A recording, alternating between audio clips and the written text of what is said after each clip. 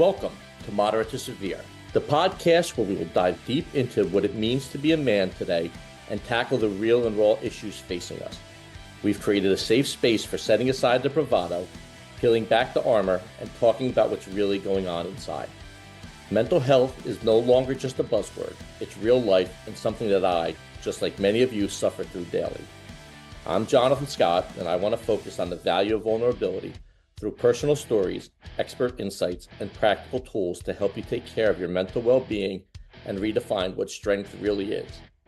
We'll dive into the everyday battles we face, from handling stress, overcoming self-doubt, and figuring out how to ask for help and accept it. Each week, I'll be sharing my own experiences along with stories from other men, mental health experts, and everyday people who have seen or been through it all. So if you're here to listen, to learn, or just feel less alone, you're in the right place. So get comfortable and let's break the silence together. Hi, everybody, and welcome back to another episode of Moderate to Severe. I am your host, Jonathan Scott. Today, I'm fortunate enough to get somebody who really piqued my interest right away.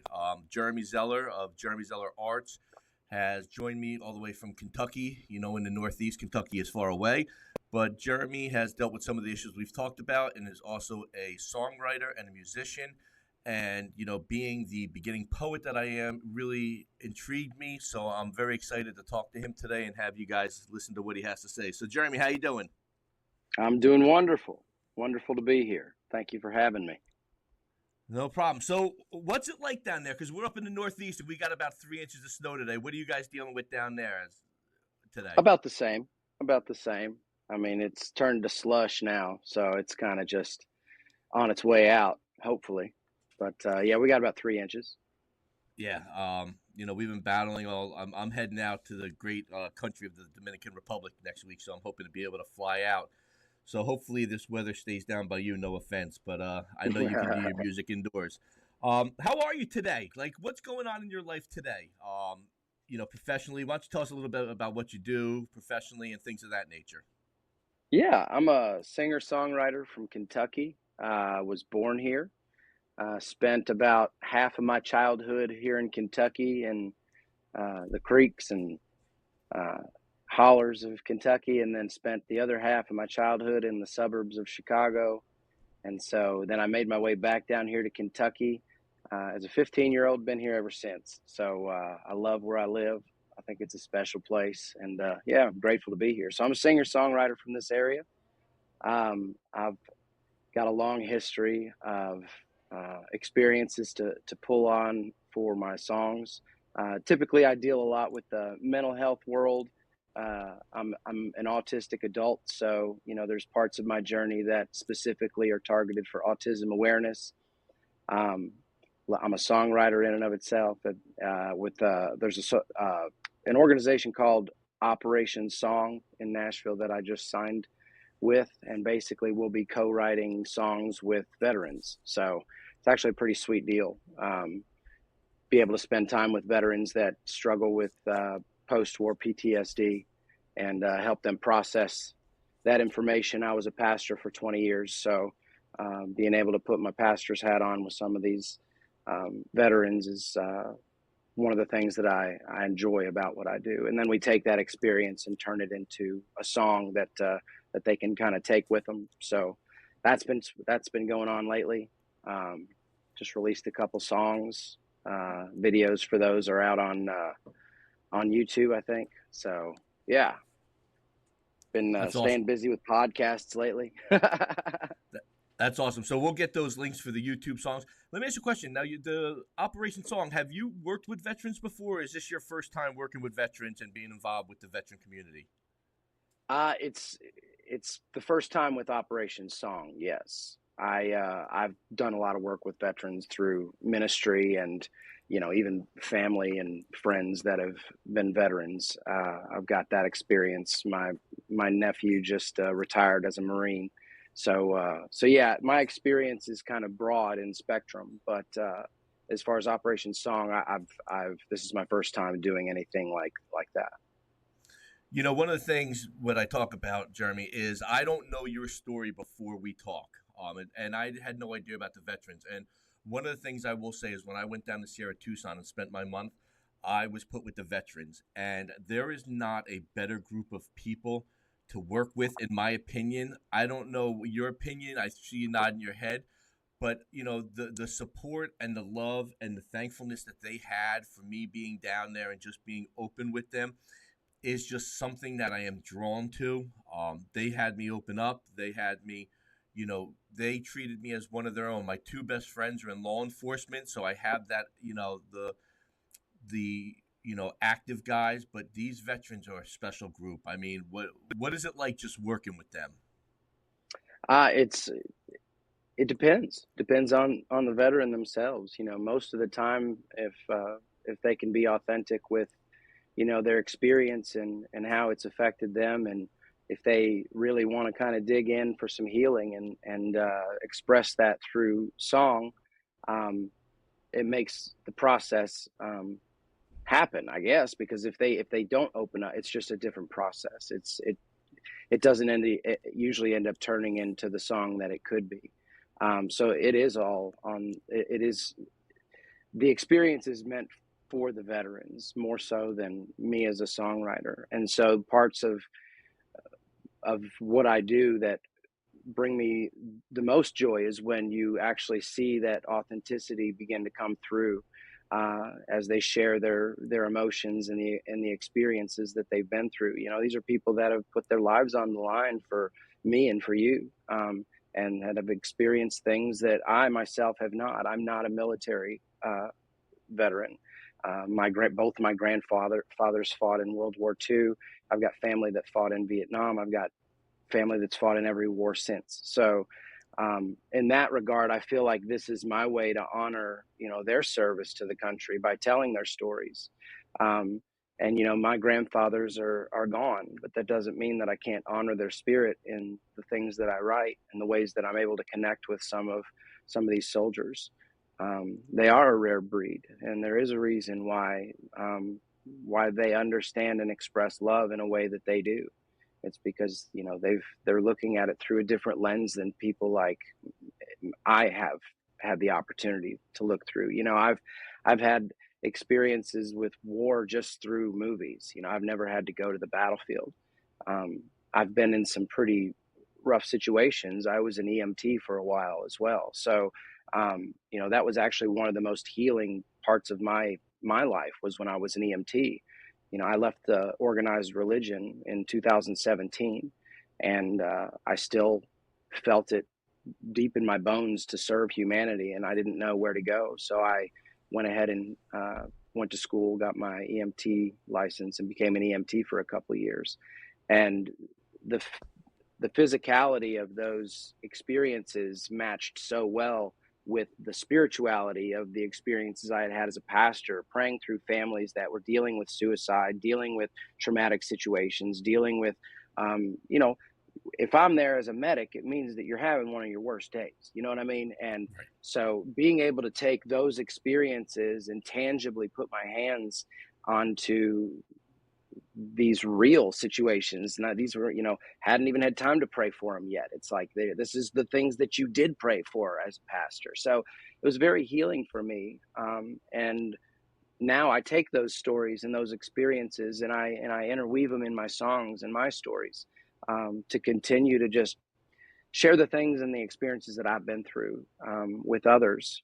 My hope is for other people to experience love in the same way that I did, because for me, I went through my own dark path, and I found myself on the floor, and, I was as suicidal as you could get, and ended up dying one day. And I got back to life for me, it was because of the lessons that I had always known about God. For me, Jesus has been a very real character in my life since I was 3 years old, and I've tried to actively live my life for Him since I was 6. And so, as I wandered off my own path, and allowed my own ego to run the ship for a while, I very much ended up on my face, and I'm my job is to use my experiences and story to awaken the love that everyone has within themselves for themselves. And you do have to walk yourself through the shadows to get there. And my songs, I try to express that in my music and in the words that I choose for the songs that I write. The words that I choose for my lyrics are very, very intentional. And it's because I'm trying to, in the same way that Jesus used allegory and storytelling to, wake people up to their own oneness and their own unity and their one divine purpose, I think. In that Right. same way, I try to use songs and allow people to ask the questions themselves to themselves and come to their own conclusions. Um, and so for me, that's one of my favorite parts is writing a song that's so generally specific that it can reach more people. And veterans certainly have taught me how to do that, Yep. because you do have to go some dark places to reach into to get through those traumatic experiences. And, they're even braver in my mind for going back there after they've come off the battlefield and not left it out there to just ruin their psyche. They go back there, they do the work. And, and at the end of the day, I'm trying to help them pick themselves up off the battlefield. And so, yeah, I love it. Yeah, it's amazing because what you just said, touches on so many different topics, and I'm thinking of my next question, and it's kind of which direction do I want to go? Do I want to see how you come up with these songs, or do I want to know about your journey through the mental health that got you there? Because now you're talking about taking these gentlemen or ladies and kind of picking them up and helping them out. Now, what the direction I guess I'll go first is what's your story? Because I named this podcast Moderate to Severe, and the reason why is because people look at you and they think, when I say you, I mean everybody in general, and they think, oh, maybe he's not struggling that bad, maybe he is. But nobody knows. Your moderate Yeah, case or my moderate case could be a severe case for you, and vice versa. absolutely. And I always feel like people say they hit rock bottom, but we don't really get there because I feel like in the mental health world, kind of like other addictions, we have a trap door where we think we've hit our lowest point, but yet we get to go down a little lower. So if you would just maybe what your diagnosis is, the things you dealt with Yeah, before you got the help, what kind of help you got, what's working for you. Obviously, music is helping you tremendously, obviously helping other people and spreading the word.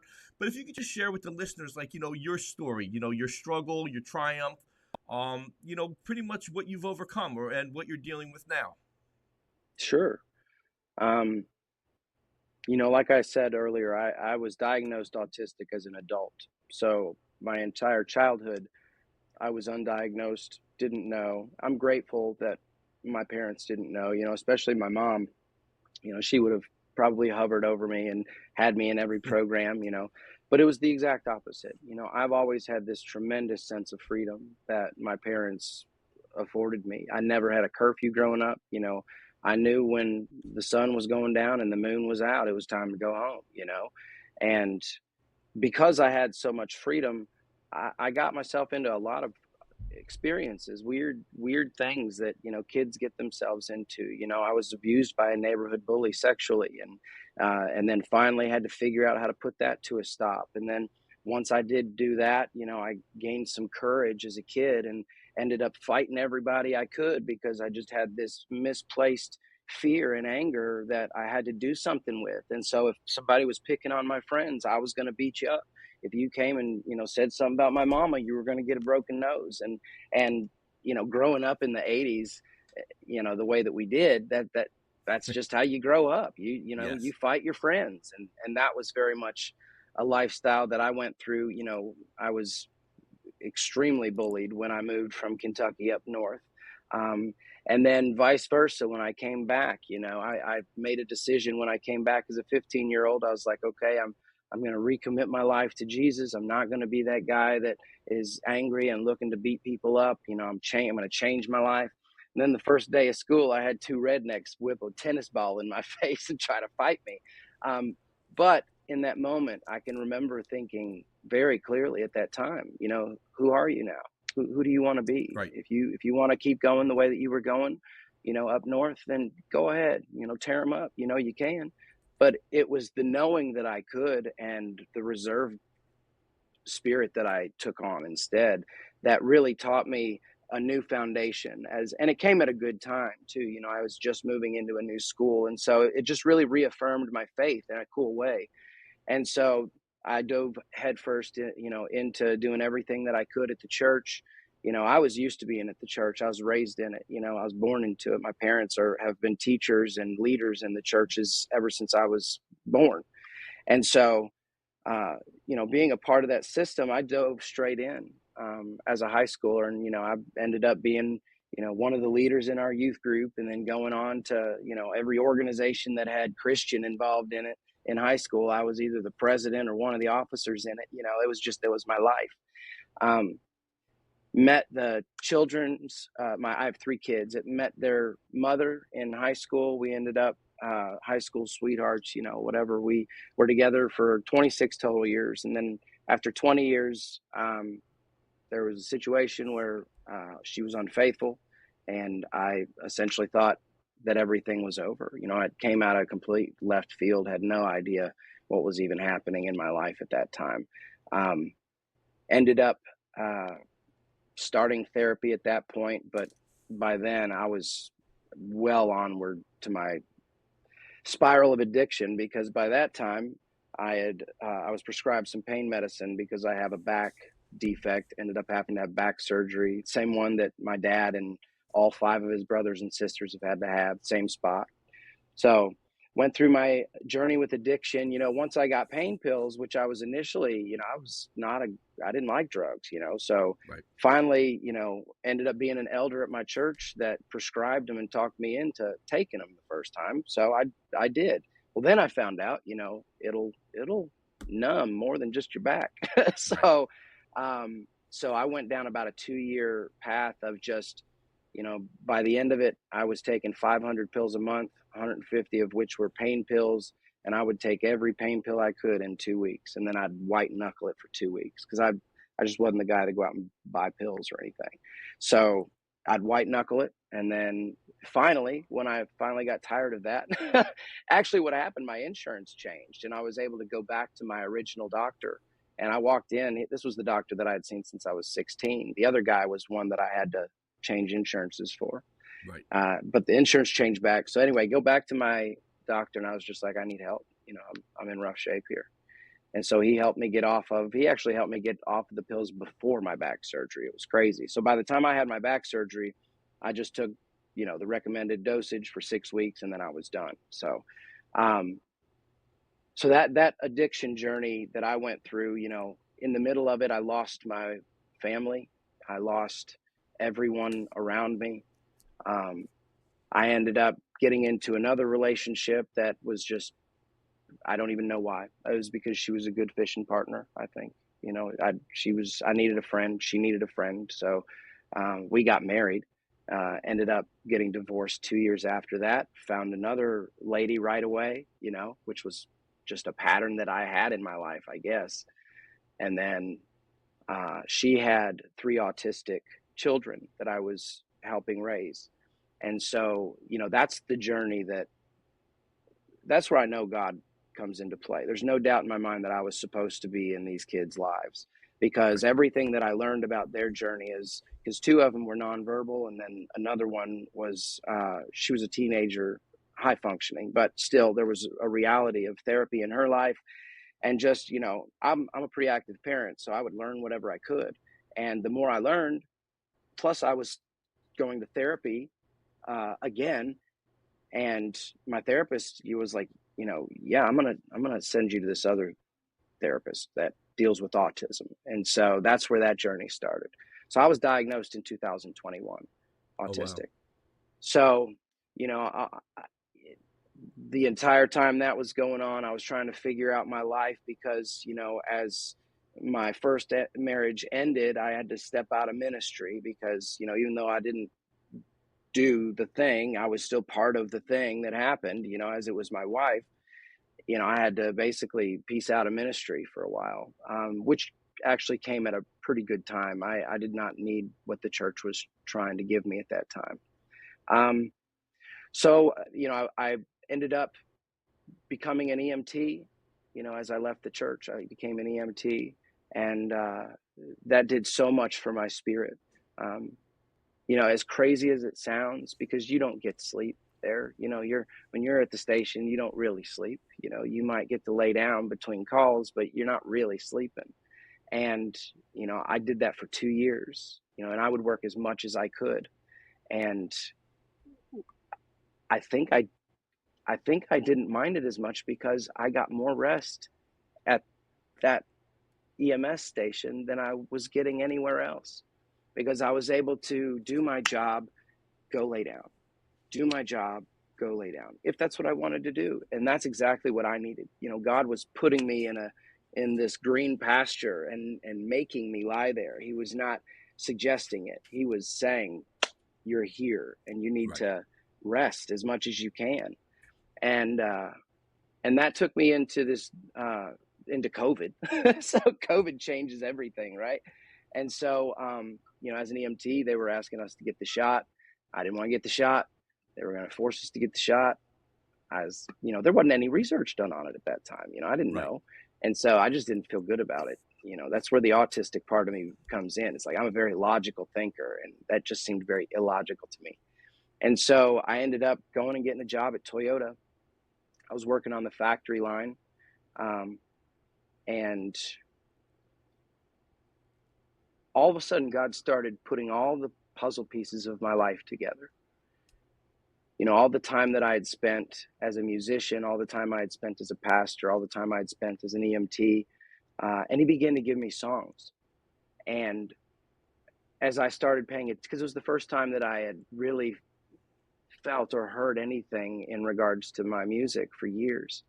But for some reason, God began to show me exactly what I was even born for. Not only born, but what I went through, and what it was all about. And at the end of the day, it is about my art. Now And let me ask you a question. art I don't mean to cut changes. you off. Yeah, you're fine. Did you write before this? Like, were you doing music? Were you actively writing music and lyrics before the time at the Toyota plant, or did it pretty much just come about? Or were So you, I've been a touring musician on and off for about 25 years. okay? So there's online, you can look up Poor Man's Riches. That was a band that I toured with. Soft Like Fire. That was a band that I toured with. I also, dozens of churches that I've done work with. And so I've been writing music since I was a teenager. Okay. I will say the content and the feel of my music absolutely changed after Toyota. And for me, what it was is because I stepped off the road 10 years ago, and I made a commitment to God. I'll stop playing music full time and touring. I'm going to help raise my son. I had already raised two daughters from the road, to almost teen years. I didn't want to do that for my son. So I stepped off the road, and I was just like, God, I hope you'll have me back in 10 years. I got to make sure my son is well. So, cut 10 years later, my son's graduating high school. He goes to fire academy. He's now a full-time firefighter. He's just passed his EMT, so he's an EMT. And so, God absolutely honored his part of the commitment. My son is well on his way to being a fully functioning adult, which gives me the okay and honestly, like, the permission from God, I feel like, to go do this, that what I'm doing is important, and the messages that God gives me through my music is something that I was created to do.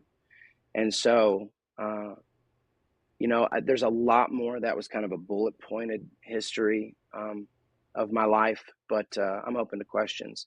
But at the end of the day, man, I've been through this crazy cycle of pain and struggle. But at the end of it, I would not change a thing. I would not understand joy the way that I do now. I would not know gratitude the way that I know now. I would not know peace the way that I know now. And so I try to spread that, the awareness of love and the awareness of peace to other people. One of the things that I do also as a storyteller, when my show is called Jeremy Zeller and the Other Side, a story of recovery and discovery. and it's basically like a 90-minute set of my stories and songs, and you know, trying to connect with people where they're at. You know, I don't ever have a set list when I go in. I know the songs that I'm probably going to play, but there's a big chunk of what I do that I don't know that I'm going to do it until I'm doing it. But that's just the openness that I try to keep in the air for the Spirit of God to move, because I believe in it, and I believe that it's a powerful, powerful thing. Yeah, you know, it's amazing you said that, and I know you're talking about God, and you know, I do karate part time a little. I want to say part time. I've been there and I come back, and Renchi, who you know is a phenomenal guy and always treats me well, wants to come on and has always talked about having someone.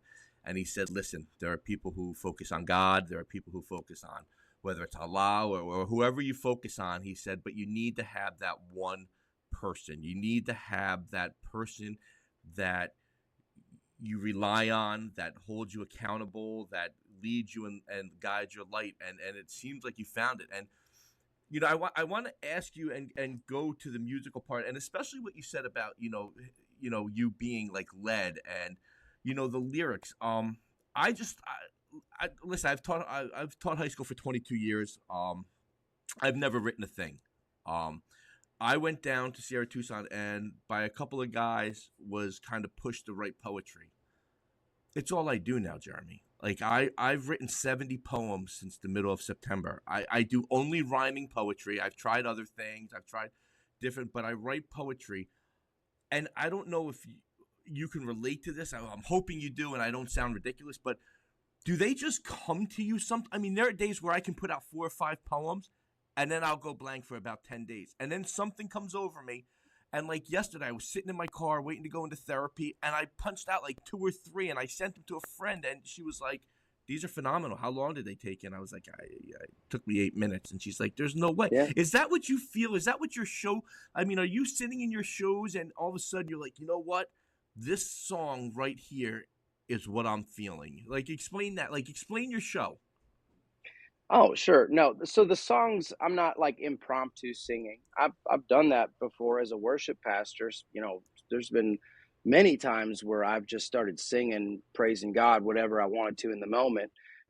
That's normally part of like a corporate worship setting, because otherwise it's just what I do. It's me in my room by myself, praising God through the words He gives me.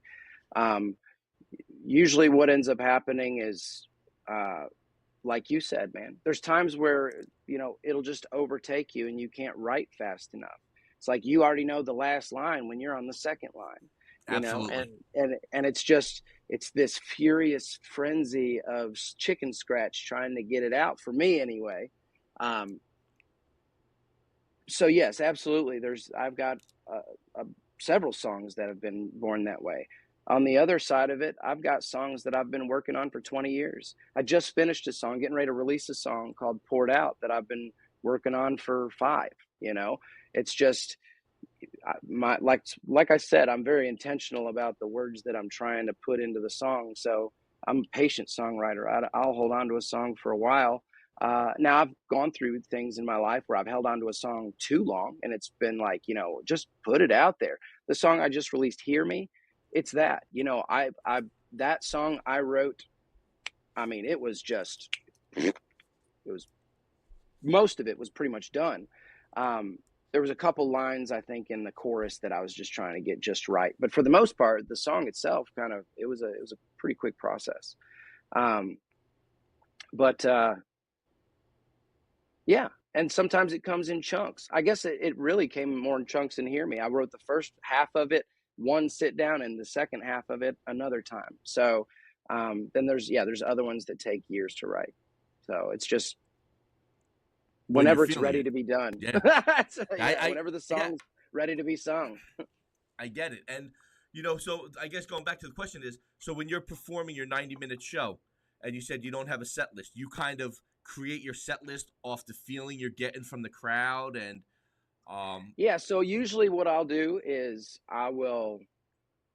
by the time I get on stage, I'll know pretty well what the direction is that I'm going. But I always leave room, throughout to bring in a song. Like there's times that I won't even put enough songs to fill a set list because I'm leaving those spots blank because I just need to see what it's like. Man, if audiences and crowds, if they understood how important they are as an instrument in a live show, the power that they have as an audience, it would change everything. There's something so beautiful about an audience that understands their value as an instrument of the room, when they're engaging, and I don't mean even singing. A lot of times it's the silence, it's the paying attention, it's locking in. I try to give people permission. Hey, lock into what I'm saying, man. Like really, really, chew on these words. And so, yeah. So you could tell pretty much watching them and why I'm asking this is I see a lot of correlations. I teach, so I always stand by my front door when the kids are coming in because I can read their faces, and kids are horrible at hiding emotions. So I know what kind of class it's going to be. I know if I'm going to have that energy or if it's sad or if something's going on or the mood's not right. And I'm guessing you've got that same kind of sense, where you could tell which way your crowd's going to go by just observing them. And then it's kind of like, I kind of make my lesson revolve around them, like what are they going to be able to handle today? Yeah. And it sounds like you're doing the same thing. Yeah. Like I play churches a lot too. And I've got one that I'm getting ready to play. It's when I book it, I'll usually just say, hey, give me 3 topics to pray on. And then we'll see what happens. Sometimes I'll talk about all 3, sometimes just one, sometimes none of them. And God takes it in a different direction. But, I try to stay in tune with the moment. I'm not just looking to, I'm not expecting God to show up everywhere if I don't do my job too. And part of our job is being aware of him. And so, yeah, I try to make that a part of everything I do, not just my music or my live show. Your writing of the songs, and now this is where I'm going to kind of steal some clues from you. You're writing music. Do you have an idea? Do you have a line? What gets you going? Like, is there an idea? Like, okay, I wrote a song. My first poem was called Broom, and it was this idea of a heart crashing down and shattering on the floor and picking up the pieces and living to fight another day. I didn't know what I wanted to write. I had the first lines and then they just came to me. It's like this. And then I named it Broom because I guess my little thing that I do is I take one word out of my whole thing and that becomes my title. So if it's in the title, it's in there. And I only use one. So I'm wondering, when you write, do you have an idea like that do you come up with something that you want to build around? Do you start with one line? Like what is the way that you kind of create your song and your music? Do you have this idea of where you want to go? Like you want to tell the story of a guy, a son fishing with his dad. It's the greatest day they ever had. And you're going to build that story around there. Or do you start with a line and build out? Or do you do both? It's all of, and it's everything. There's sometimes there's a song that I wrote called Someone Poisoned My Wine. Well, I wrote that song because that line hit my head and I was like, that's interesting. I think I want to explore that. And then as I explored, why would you come up with that? Why would you want to write a song about that? And then, I'll dive into, however long the inspiration stays, because sometimes inspiration only hangs around for about 15 seconds and you got to grab anything you can to write it down. Other times inspiration will hang out for a good day and a half, and you just have the best creative experience. And then when you're really lucky, man, you'll hit this flow state of, for about a good week. You're killing it, man. But it's such a dichotomy of experiences on how a song reveals itself. Sometimes it comes from a guitar riff that I come up with, and then I'll listen to what the melody's doing within what I'm doing, and it just kind of comes out that way. So sometimes I write the whole song before I even write a note of it, and other times I write the whole song musically before I ever put a word to it. So it's funny that you say that. I don't even know how to say it. I just sometimes it's just there, and I've come to using the notes in my phone and putting down ideas because, like you said, my question to you is how many hit songs have you not written down when they've come to your mind, and you're like, do you know what I mean? Because I come up with these things, and even the idea of moderate to severe, it came to me, and I said it to my sister. And she was like, "You got to write that down. You're gonna forget it. You got to write that down. You're gonna forget it." And luckily, I had told her because when I'm writing, if I don't put it down on paper, like at night in bed, like my wife's like, "Why are you on your phone?" And I'm like, "I'm putting something in my notes." Like, Yeah, is that? I mean, are you constantly grabbing paper and just writing down anything you bro. can? I have lists upon lists upon lists upon lists. I make notes everywhere, and I have lists everywhere. That is part of my process, so I get it. I've got little notes everywhere. One of my favorite songs I ever wrote, I wrote on my children's playroom wall because I couldn't find a piece of paper to write on. So it was one of those things where the entire song hit me. I knew the whole song before I even started writing it. And I was panicking because I was like, I've got to remember this. And I found a Sharpie in the floor. I couldn't find anything to write on, so I just wrote it on their playroom wall next to my piano. So, but yeah, when inspiration hits, man, you got to hold on as long as you can. You know, it's it's one of those lines from A Catcher in the Rye. You got to grab that golden ring when it comes around because it doesn't come around too often. Um, Yep. what's your plans for the future? What would you we're talking. I don't know. I have my plans. I'm probably going to do that on a solo podcast. But where would you like to see Jeremy Zeller art in like 3 to 5 years? I mean, besides being a big name and seeing you walk Well, the red carpet. Jeremy Zeller Arts is my email account, so it's Okay. just Jeremy Zeller and the other side, or Jeremy Zeller. Okay. Yeah, Jeremy Zeller Arts is my email account. But I see. Uh, Hopefully in 5 years I don't have to sing as much as I do now, that hopefully I can transition over to more of my YouTube channel. I do videos on my YouTube channel that are super random, and it's just kind of what I want. It's kind of video journal style. So in 5 years I want to lean a little bit more into that. I don't give that much time right now because I don't have the time to give it. um, but yeah, in the meantime, I'm writing and releasing as many songs as I can. I believe in investing in yourself, and so I'm trying to invest in myself by putting things online that I can monetize and will lead to a bigger audience. Because at the end of the day, the more people that hear my story, the more people will hear of the goodness of God, because that's what my story's about. That's awesome. I got one last question for you, and you got to help me out here. I'm on. I think I told you this when we had our little pre-screening. I love music. I will listen to every artist. I'll listen to every genre. I will. It doesn't matter. I mean, if it's a Bing Crosby Christmas song in the middle of July and I'm feeling it at that moment, I want to write a song. I need just steps from you. Like number one, I guess it is what's give me something that give me a topic to work on. I mean, you're the musician, you're the artist. I call myself a poet. I don't know if other people think I'm a poet. I've posted some people are like, this is really good. So I call myself a poet because I want to be artistic.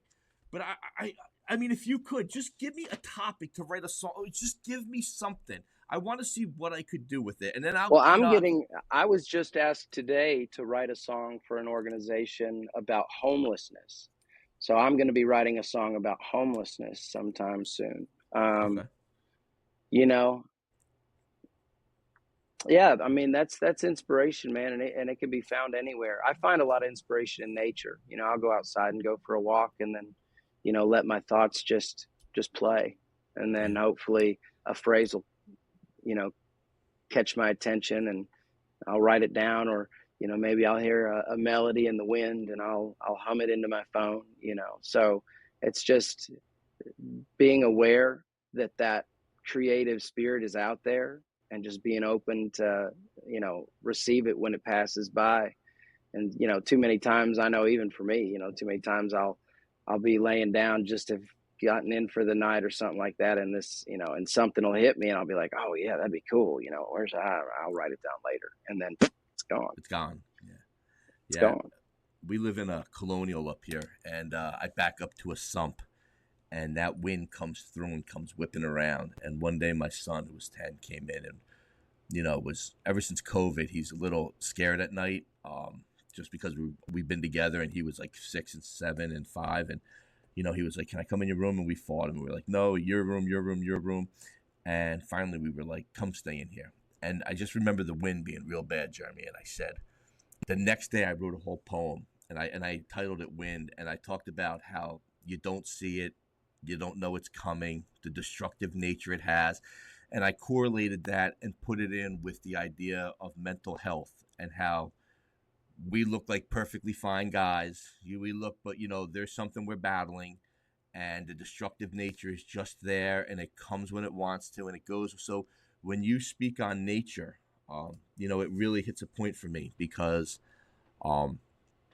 besides the use of nature for me for the mindfulness and just enjoying where I am at the moment, I think there's so much to be said artistically for what is out there.